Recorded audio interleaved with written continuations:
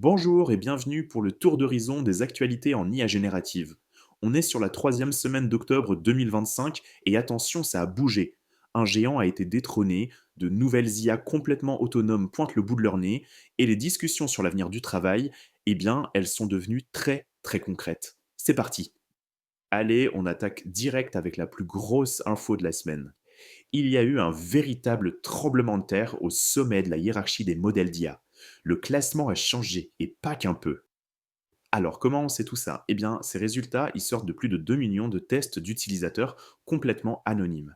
Et ce qu'ils nous montrent, c'est une compétition absolument fascinante, super intense, entre les géants de la tech. Et voilà le classement. Ce qui saute aux yeux tout de suite, c'est la domination, mais alors la domination éclatante d'Anthropic, qui s'empare carrément des deux premières places. Leurs modèles, Claude Opus et Sonnet, ont visiblement mis tout le monde d'accord, surtout pour gérer des requêtes bien complexes. Google et OpenAI sont juste derrière, mais le message, il est limpide. Le trône n'est plus la propriété de personne. La compétition est plus féroce que jamais. Cette image, elle résume parfaitement le retournement de situation. D'un côté, on a Claude, qui est acclamé pour ses performances bien réelles, du concret, et de l'autre, le très très attendu GPT-5 qui, malgré toute la hype, dégringole à la huitième place. C'est une sacrée leçon en fait. Ça prouve qu'en 2025, ce qui compte, c'est ce que pensent les utilisateurs, c'est l'efficacité sur le terrain. Les promesses, ça ne suffit plus.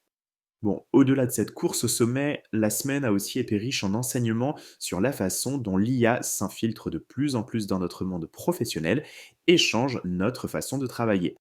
Ce chiffre, il est juste spectaculaire, moins 40%. C'est la réduction du temps de travail mesurée par une étude du MIT sur des tâches professionnelles faites avec l'aide de l'IA.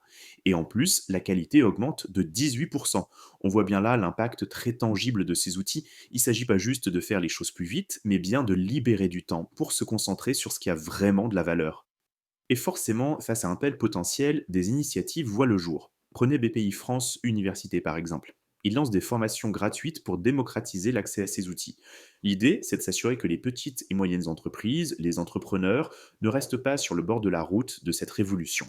Mais attention, l'évolution ne s'arrête pas là. On a beaucoup entendu un nouveau terme cette semaine, l'IA agentique. Alors qu'est-ce que c'est que ce truc? Eh bien, imaginez qu'on passe d'un simple assistant qui répond à des ordres à un véritable agent autonome.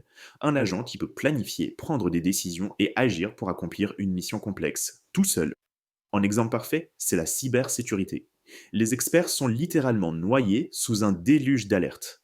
Là, l'IA agentique, elle arrive comme un véritable démultiplicateur de force.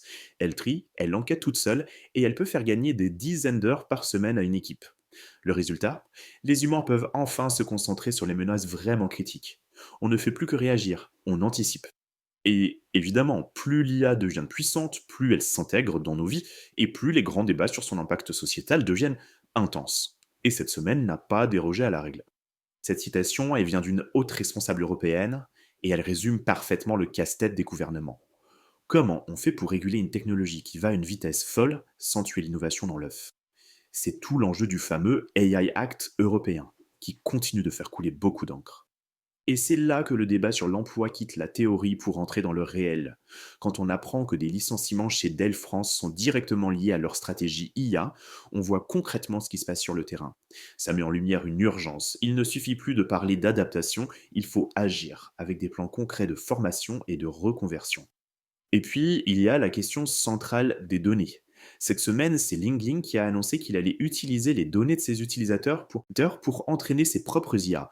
Alors oui, il y a une option pour refuser, mais ça pose une question de fond. À qui appartiennent nos données et comment sont-elles utilisées pour nourrir cette révolution? La transparence et le contrôle deviennent des enjeux absolument cruciaux. Alors, si on prend un peu de recul, comment tous ces événements de la semaine s'articulent? En fait, ils ne font que dessiner les grandes lignes de ce qui nous attend pour l'année à venir. Non, les actus de cette semaine ne sont pas des faits isolés. Elles sont le parfait reflet des grandes tendances de 2025. On a la course vers des modèles multimodaux, capables de comprendre le texte, l'image, le son. On a la nécessité d'un cadre éthique et légal qui se fait de plus en plus pressante. Et on a ce rappel que la qualité des données, eh bien ça reste le carburant indispensable de tout IA digne de confiance.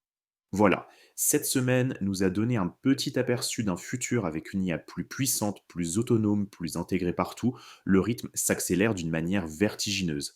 La vraie question au fond, Ce n'est plus de savoir si on va adopter l'IA, mais plutôt de savoir à quelle vitesse on va réussir à s'adapter tous ensemble à cette nouvelle ère qui s'ouvre.